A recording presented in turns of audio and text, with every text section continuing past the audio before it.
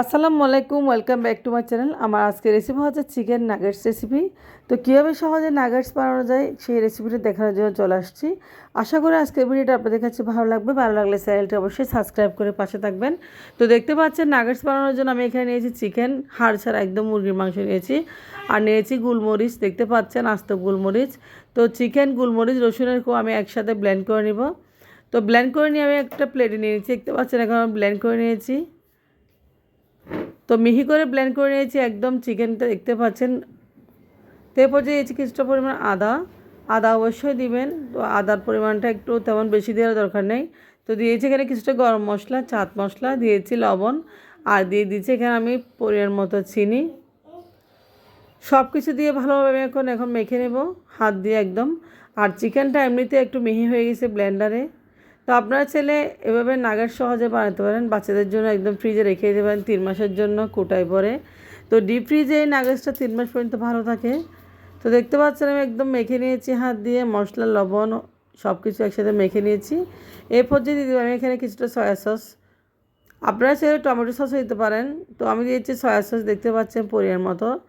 Soya sauce দিয়ে ভালোভাবে আরেকটু মেখে নিয়েছি। আমি এখানে নিয়েছি পাউরুটির গুঁড়ো। আমি এখানে 4 পিস মতো পাউরুটি নিয়েছি ছোটো ছোটো। আর পাউরুটিগুলো আমি একটু মিহি করে নিয়েছি ব্লেন্ডার জারে। দেখতে পাচ্ছেন পাউরুটির গুঁড়া, অবশ্যই পাউরুটির গুঁড়া ব্যবহার করবেন নাগেটসের বাইন্ডিংয়ের জন্য। তো দেখতে পাচ্ছেন আমি দিয়েছি ব্লেন্ড করা চিকেনের উপর পাউরুটির গুঁড়া।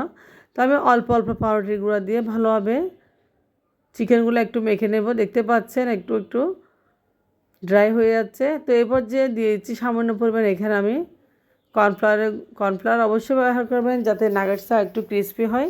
তো আমি একদম খুব সহজে আপনাদের নাগেটস বানানো দেখিয়েছি আজকে। যে কেউ বানাতে পারবেন এই নাগেটস রেসিপিটা। তো ভালোভাবে কর্নফ্লাওয়ারটা, দেখতে পাচ্ছেন কর্নফ্লাওয়ারের গুঁড়োটা আমি মেখে নিয়েছি।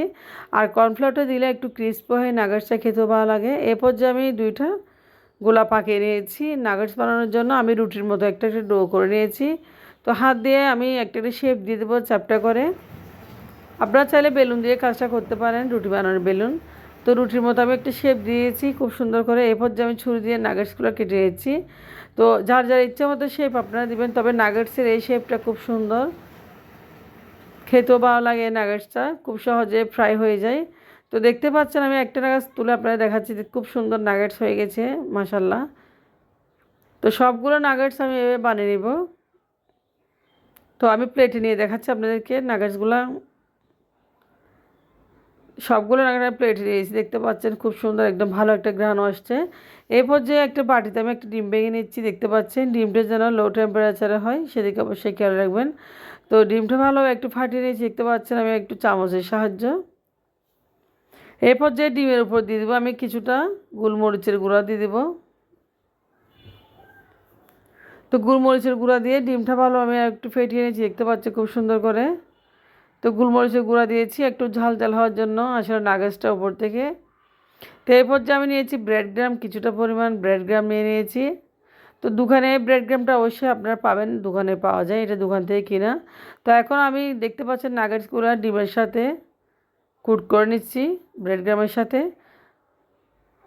খুব সুন্দর করে নাগেটস হয়ে যাচ্ছে, খুব ক্রিস্পি নাগেটস, আসলে খেতে অসাধারণ। আপনারা চাইলে চটপট এরকম নাগেটস বানিয়ে রাখতে পারেন বাসায়। তো দোকানে খুব চড়া দামে নাগেটসগুলো বিক্রি করে। তো কীভাবে আমি নাগেটসগুলো বানাচ্ছি আপনারা অবশ্যই দেখে বুঝে গেছেন। তো ডিমটা আমি ভালোভাবে, দেখতে পাচ্ছেন আমি একদম মিহি করে একটা ডিমটা ব্লেন্ড করে নিয়েছি। এরপর যে একটা একটা নাগেটস আমি ডিমের সাথে কুট করে এরপর আমি ব্রেড ক্রামের সাথে কুট করে নিচ্ছি। দেখতে পাচ্ছেন সবগুলো নাগেটস খুব সুন্দর করে হয়ে গেছে মাশাল্লাহ। তো নাগেটসগুলো কতটা সুন্দর হয়েছে সেটা বলার বাইরে, অনেক সুন্দর হয়েছে।